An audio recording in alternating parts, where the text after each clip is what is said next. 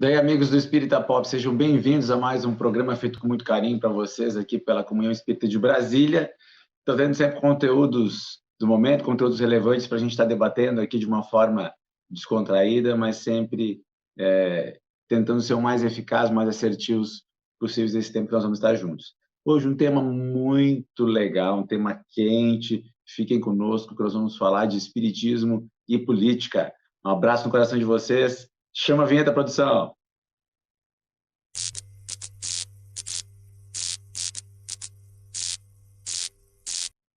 Daí, pessoal, tudo bem? É um carinho aqui enorme, né, que a gente sente estar compartilhando um pouquinho do que a gente estudou, sendo que a gente está muito longe de ser modelo para esses estudos. Então, a gente está aqui na condição de aprendiz mesmo. Sabe aquela história quando o professor perde assim, faz um trabalho e apresenta para o grupo? Então, assim, a gente é mais aluno do que professor. O que a gente procura fazer é sempre trazer um conteúdo que desperte algum tipo de dúvida, porque a ética tem dessas questões, às vezes a gente estabelece para si paradoxos éticos, né? Como é que eu posso viver uma vida melhor, sendo que eu tenho uma vida que é voltada para as minhas necessidades materiais e uma vida na qual eu tenho um compromisso ou um desejo de chegar numa esfera de consciência mais elevada, capaz de permitir nessa vida já fluir de um pouquinho mais de paz de consciência, mas também na próxima vida eu também estar em condições de estar em ambientes mais qualificados para o meu próprio desenvolvimento. Então, a gente está aí numa dicotomia entre as nossas necessidades materiais e espirituais. E tem um tema que mexe com as pessoas, porque muitas delas misturam demais essa questão, que é a questão política. E assim, Cristiano, por que tu está falando de política? Por que tu vai propor a tua visão?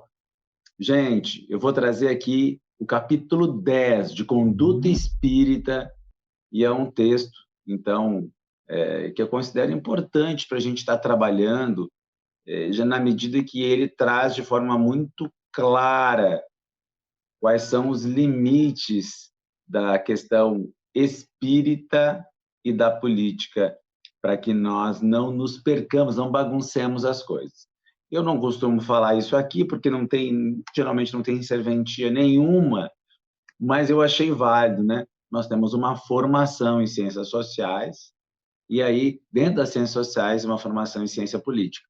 Então, um assunto que está na pauta da nossa vida acadêmica e que, de alguma forma, a gente quer trazer uma reflexão ponderada, porque eu acho interessante isso, porque quem estuda política, gente, do ponto de vista técnico mesmo, assim, papo muito light, sem discussão, sem briga, e aí eu vejo espíritas destruindo relações nos grupos de família, espíritas perdendo amigos, centros espíritas onde as pessoas passam a não entrar porque o expositor mencionou determinado líder político, e aí a pessoa se ofendeu. Então, aqui nós vamos tratar um pouquinho dessa situação. Eu vou sugerir, então, que vocês tenham aí o livro Conduta Espírita, especialmente esse capítulo 10, que ele vai falar dos embates políticos. E é muito interessante para que a gente pense um pouquinho a respeito das nossas responsabilidades, já que volta e meia tem eleição. E aí, gente, já fica a dica aqui, vocês vão ver que grupo de WhatsApp do Centro Espírita é uma sala do Centro Espírita.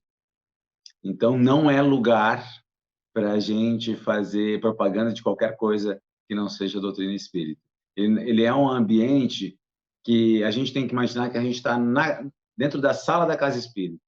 Então, quem se passa ali dentro é um tipo de desrespeito que a gente estaria cometendo dentro do próprio ambiente cristão. E aí, vamos lá, então, trazer esse textinho porque ele é curto, tá, gente? Mas é textão mesmo para a gente refletir. Eu vou ponderar algumas coisinhas aqui com vocês. Nos embates políticos, situar em posição clara e definida as aspirações sociais e os ideais espíritas cristãos, sem confundir os interesses de César com os deveres para com o Senhor. Começa por aí, né, gente? Só o espírito possui eternidade, distanciar-se do partidarismo extremado, paixão em campo, sombra em torno.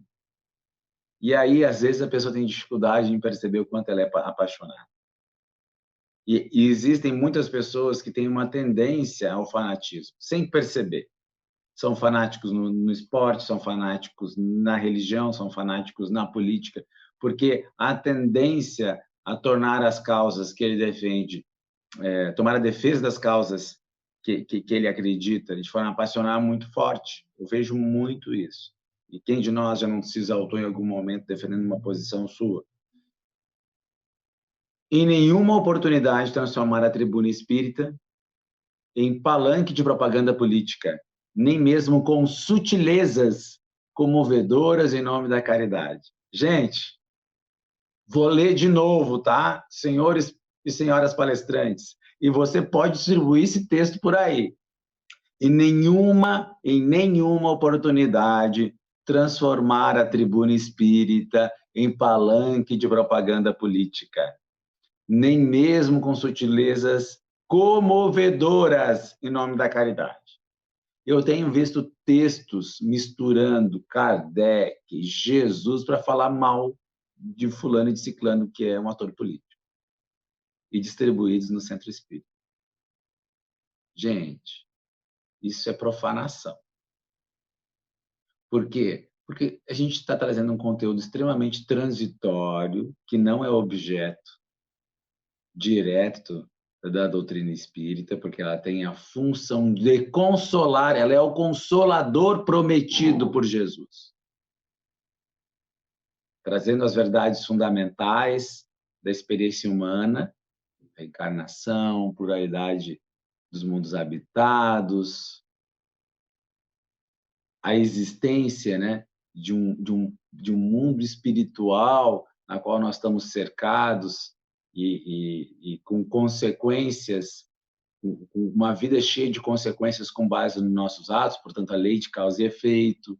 Existem princípios elementares que a doutrina espírita traz para o coração do povo, que é resgatar o evangelho de Jesus na sua simplicidade e pureza, para que ele possa atingir todas as camadas sociais, todas as pessoas, e aí, a partir dessa transformação da sociedade, tornando-se cada vez mais consciente do seu compromisso com a caridade, do seu compromisso com a solidariedade, fazer a sua ascensão espiritual de forma cada vez mais vertiginosa, cada vez mais intensa.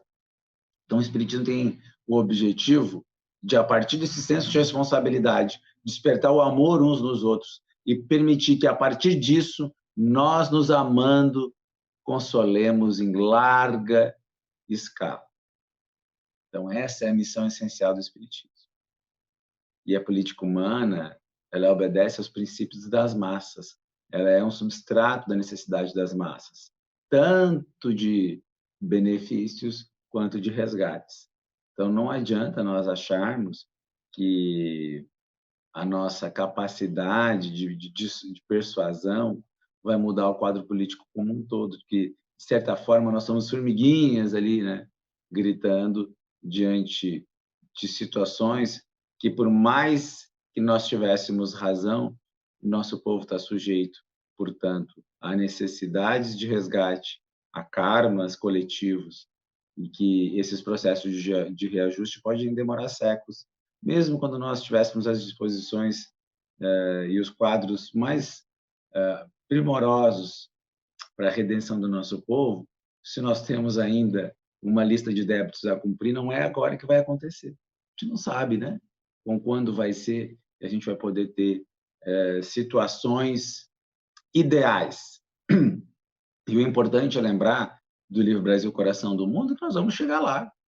E, segundo Chico Xavier, só tem uma coisa que pode impedir a transformação do Brasil na consecução, né, de pátria do Evangelho, que é a legalização do aborto. E isso faria com que os espíritos acabassem por abortados, né, formassem órgãos nos planos espirituais, no plano espiritual, e ainda colaborariam para o desequilíbrio do Brasil gigante, do Brasil continental, e fomentaria, inclusive, a separação do Brasil em países menores. Olha que forte isso, né, gente? Então, nós temos o compromisso de permitir que os espíritos reencarnem, para que a gente continue recebendo tanto os espíritos mais nobres quanto os espíritos mais necessitados de ajuste no campo da experiência. Continuando, gente. O despistamento favorece a dominação do mal.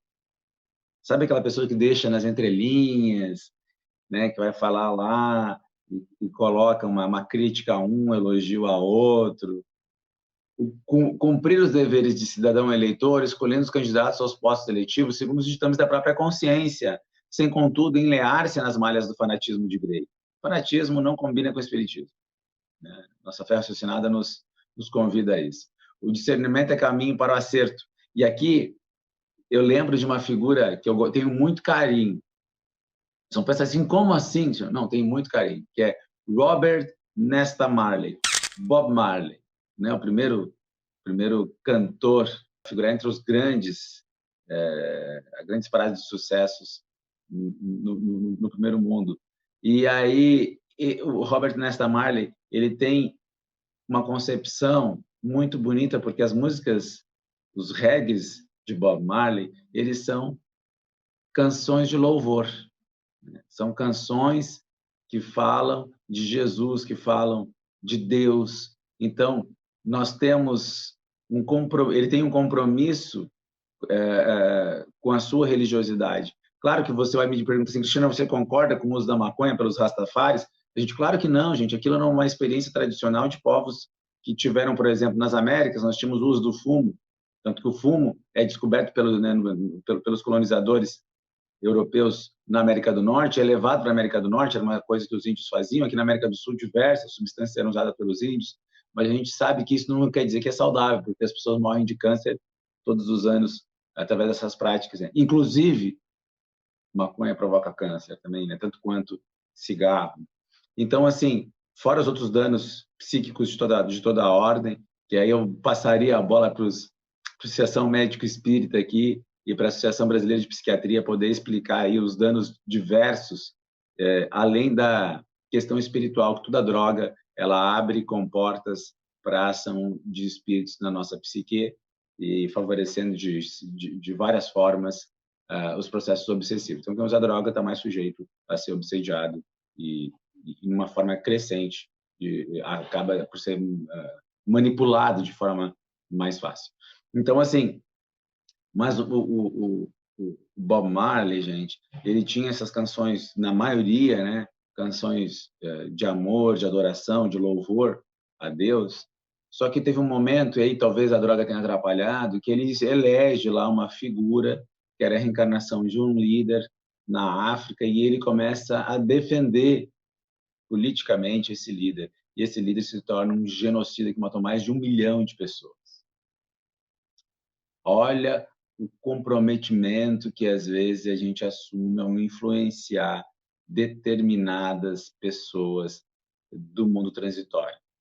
E nós estamos falando aqui do erro de Bob Marley, porque, gente, a pessoa, de fato, pode ser um enviado do Cristo, que é o caso de Napoleão, que Humberto Campos tão bem narra lá no encontro que Kardec tem com Napoleão, né? Kardec e Napoleão, procura ali Humberto Campos, e, se não me engano, está em Palavras do Infinito.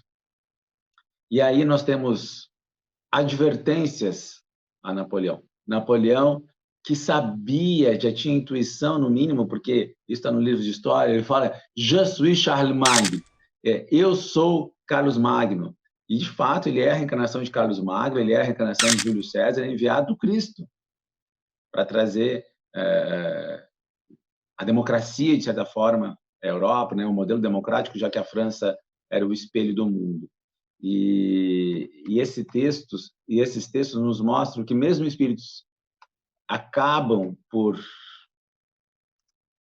trazer assim uma reflexão sobre a nossa responsabilidade no mundo. Se um enviado do Cristo pode falhar, porque daí Napoleão acaba querendo invadir a Europa, né, deturpando sua missão por completo, isso faz que mesmo as pessoas que têm um compromisso de alguma forma com a doutrina espírita, elas, ou seja, assim, quando nós temos compromisso com a doutrina espírita, mas quando nós direcionamos a atenção das pessoas que estão buscando o espiritismo para uma figura transitória, a gente pode estar conduzindo também essas pessoas a algum tipo de suporte na qual coletivamente nós seremos responsabilizados. Então a gente tem que ter muito cuidado, né, gente? Muito cuidado para que a gente não caia em falsas promessas, acreditando que nós somos, de alguma forma, porta-vozes da verdade, né? E isso é uma situação importante para a gente não não cair nessa armadilha, uma armadilha muito perigosa, muito perigosa. Beleza, gente? Então, continuando aqui as nossas digressões sobre os embates políticos, cabe a cada um de nós semear um pouquinho mais. E essa semeação, essa semeadura, perdão, ela considera sempre o campo da caridade como o caminho. Caridade, gente, é bate-papo com um amigo, de boas, levar a galera para tomar um café, falar um pouquinho de Jesus, um pouquinho da nossa vida pessoal, enfim, é ter uma vida que a gente consiga construir empatia, amor, carinho, espírito solidário, capacidade de ajudar aqueles que estão em situação de sofrimento. E todo dia fazendo uma coisa dessas, a gente se transforma, porque a gente começa, de fato, a se retroalimentar de experiências positivas no campo do companheirismo.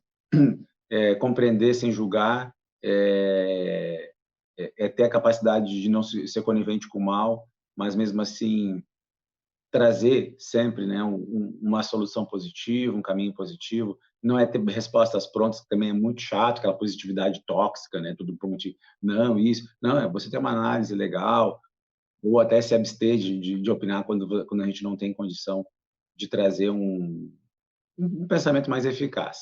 Então, vou voltar aqui para o nosso texto, gente. Vamos lá, gente. Nos embates políticos, repelir acordos políticos que, com o empenho da consciência individual, pretestem defender os princípios doutrinários ou aliciar prestígio social para a doutrina espírita, em troca de votos ou solidariedade a partidos e candidatos. Gente, não precisamos de ninguém no campo político para ajudar a gente. Nós temos Jesus.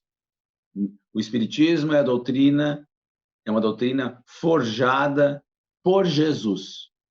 E aqui nós temos a ordem do mestre, né? Vamos lembrar desse encontro entre João Evangelista e Jesus, texto de Humberto de Campos, psicografado em 20 de dezembro de 1935, onde Jesus dá uma ordem a João Evangelista.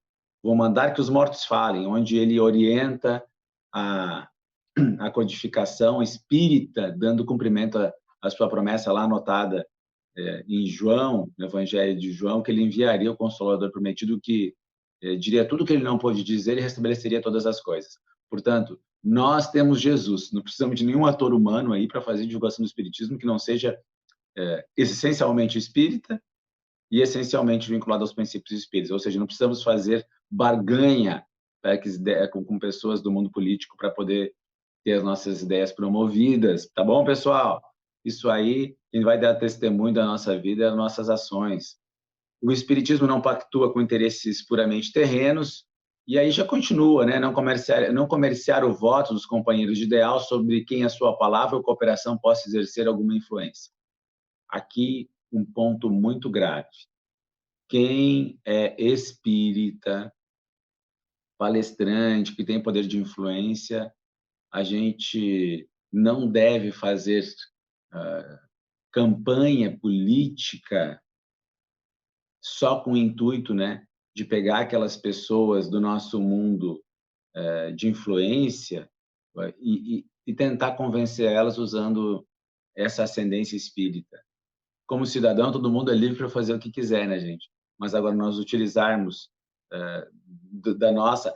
faço a palestra, acabou a palestra, vou lá tentar convencer as pessoas a votar no meu candidato.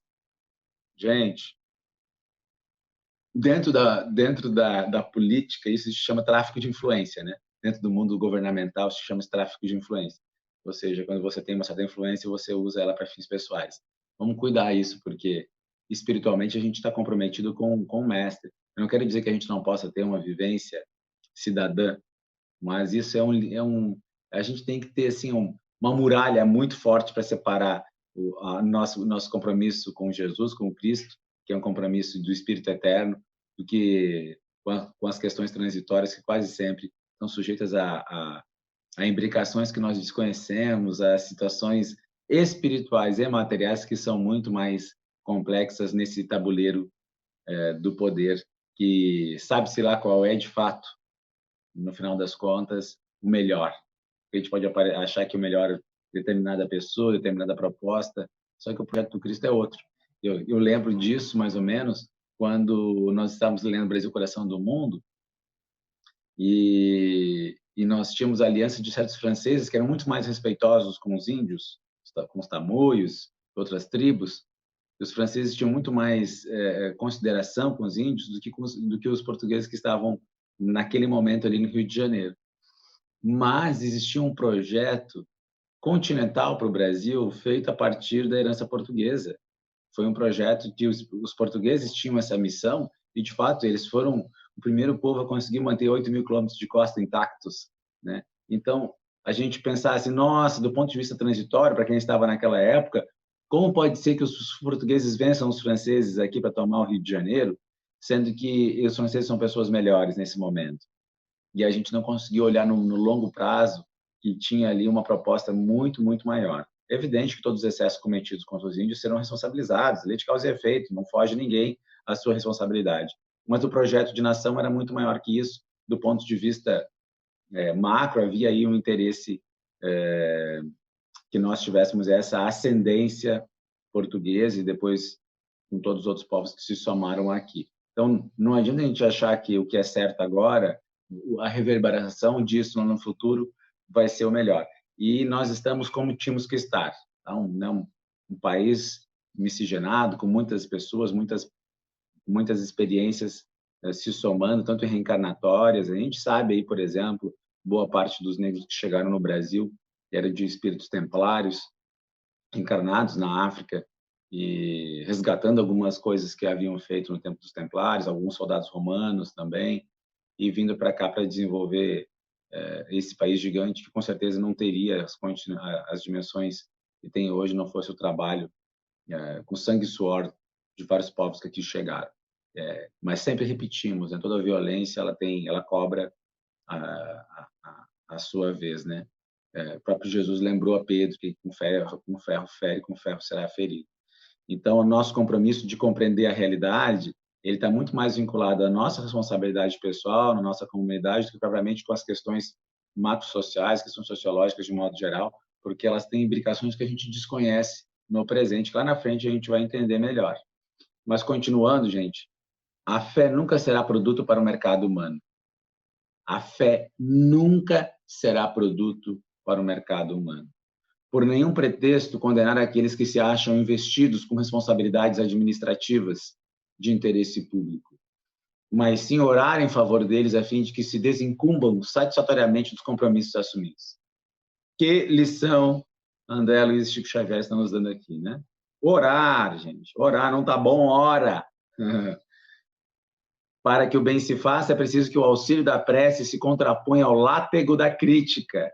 Olha que importante. Porque quando a gente fica criticando, a gente está aqui, gente, colocando fluidos bem pesados na nossa boca, considerando até doenças que possam surgir no futuro. Nós temos que, na nossa boca tem que sair coisas positivas, coisas boas. As observações que a gente possa fazer, observações amorosas, pensando no bem comum, considerando existam hipóteses que a gente desconheça. Impedir palestras de discussões de ordem política nas sedes das instituições doutrinárias, não esquecendo que o serviço de evangelização é a tarefa essencial. Vou repetir, gente. Impedir palestras e discussões de ordem política nas sedes das instituições doutrinárias. Portanto, os grupos de WhatsApp das casas espíritas também é local, é uma sede doutrinária, é uma instituição doutrinária. Um grupo de WhatsApp do Centro Espírita é uma sala virtual do ambiente espírita. Não esquecendo que o serviço de evangelização é a tarefa essencial. Gente, claríssimo, né? Claríssimo. Ah, a pessoa não respeita, fica postando coisas de política lá, a gente pode convidá-la para se retirar. É melhor, é melhor. A gente pode já avisar ela no privado, pode mandar uma mensagenzinha padrão, prezados amigos, esse ambiente aqui não está ligado à política, manda um textinho aqui nos embates políticos, né? Manda, meu amigo, eu sei que tu quer ajudar, você quer promover o bem-estar, quer promover o bem comum, mas assim, ó, ali não é a missão institucional da casa, né? A casa tem um estatuto, não está nesse estatuto a sua participação no mundo político, no mundo partidário, beleza? Ah, vocês são fanáticos, vocês são isso, são aquilo. Obrigado, amigo, obrigado. Jesus te abençoe. Então, impedir palestras e discussões de ordem política das instituições doutrinárias, gente, pelo amor de Deus. A rigor, não há representantes oficiais do espiritismo em setor algum da política. E aí Jesus vai dizer, nenhum servo pode servir a dois senhores. Está lá em Lucas capítulo 16, versículo 13. E para aqueles que se acham, né, eu já vi espírita dizendo que ia parar de seguir pessoa que posta de fulano, que posta de ciclano. Aí eu já vou ler um trechinho do Evangelho aqui, ó, beneficência exclusiva. A beneficência é bem entendida quando exclusivamente praticada entre as pessoas da mesma opinião, da mesma crença ou do mesmo partido. Não, é sobretudo o espírito de seita e de partido que é preciso abolir, porque todos os homens são irmãos. O verdadeiro cristão não vê senão irmãos nos semelhantes. E antes de socorrer aquele que está na necessidade, não consulta nem sua crença, nem sua opinião, nem no que quer que seja. Seguiria ele o preceito de Jesus Cristo, que diz para amar mesmo os inimigos, se repelisse o infeliz, por ter este uma outra fé que não a sua, que o socorra, pois, sem lhe pedir nenhuma conta de sua consciência, porque é um inimigo da religião, é o meio de fazer com que a ame, repelindo, faria com que ele a odiasse. São Luís, Paris, 1860.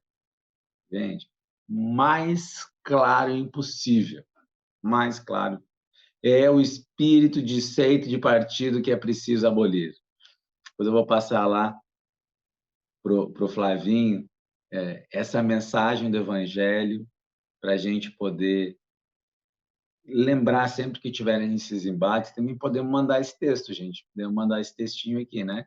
Para as pessoas que duvidarem da nossa fala, por que a gente não manda?